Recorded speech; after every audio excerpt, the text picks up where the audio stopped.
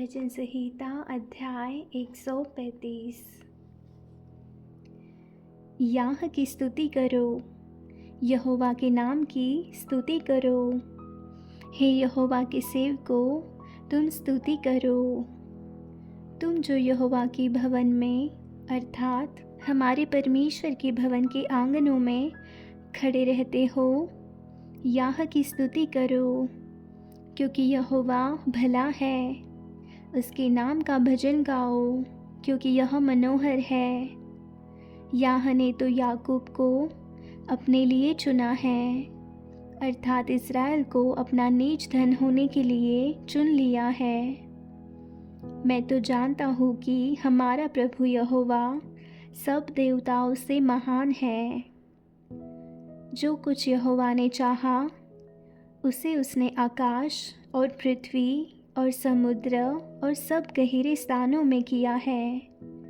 वह पृथ्वी की छोर से कुहरे उठाता है और वर्षा के लिए बिजली बनाता है और पवन को अपने भंडार में से निकालता है। उसने मिस्र में क्या मनुष्य क्या पशु सब के पहिलौठों को मार डाला।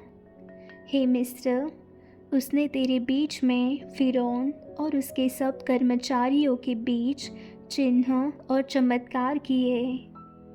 उसने बहुत सी जातियां नष्ट की और सामर्थी राजाओं को अर्थात एमोरियों के राजा सिहोन को और बाशान के राजा ओग को और कनान के सब राजाओं को घात किया और उनके देश को बांटकर अपनी प्रजा इस्राएल का भाग होने के लिए दे दिया।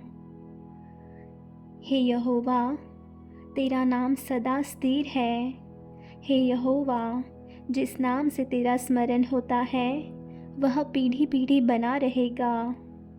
यहोवा तो अपनी प्रजा का न्याय चुकाएगा और अपने दासों की दुर्दशा देखकर तरस खाएगा। अन्य जातियों की मूर्तें सोना चांदी ही है, वे मनुष्यों की बनाई हुई है। उनके मुंह तो रहता है, परंतु वे बोल नहीं सकती। उनके आँखें तो रहती है, परंतु वे देख नहीं सकती। उनके कान तो रहते हैं, परंतु वे सुन नहीं सकती। न उनके कुछ भी सांस चलती है। जैसे वे हैं, वैसे ही उनके बनाने वाले भी हैं, और उन पर सब भरोसा रखने वाले भी वैसे ही हो जाएंगे। हे इस्राएल के घराने, यहोवा को धन्य कहो। हे हारून के घराने, यहोवा को धन्य कहो। हे लेवी के घराने, यहोवा को धन्य कहो।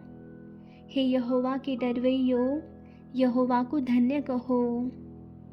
यहोवा जो यरूशलेम में वास करता है, उसे सियोन में धन्य कहा जावे। याह की स्तुति करो। आमीन।